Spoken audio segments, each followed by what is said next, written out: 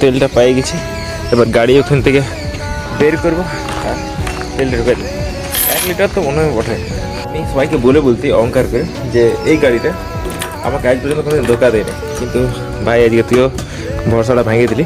ঠিক আছে, তুই নতুন লই, তো চলো তেলটা ঢালি, খাইলে তেল যেটা বললি আমি সত্যি গাড়িটা কোনদিন ধোকা দিয়েছিল না। মানে আমি সবাইকে বলছি যে সবাই ধোকা দিতে পারে, গাড়িটা কোনদিন আমার ধোকা দেবে না। এমনি হয়েছে যে একদম তেল নেই, গাড়ি দেখেছি বেশি তেল নেই, কিন্তু যখন মানে ঘর পর্যন্ত ছেড়ে দিয়েছে। এর আগে একবার শেষ হয়েছিল, কিন্তু ঘর পর্যন্ত ছাড়বে কে। তো ওটা আরেকবার ছিল, কোনো একটা এমার্জেন্সি কাজ ছিল, আমার কাছে কোনো অপশান ছিল না যে গাড়িটা ছাড়া যাওয়ার। আর আমি দেখছি যে গাড়িতে তেল নেই, কিন্তু ওই এমার্জেন্সি কাজটাও হলো, ওখান থেকে ঘর ঘুরে আলি, কিন্তু তেলটা গাড়িটা বন্ধ হলো না। তো এই জন্য একটু অহংকার ছিল।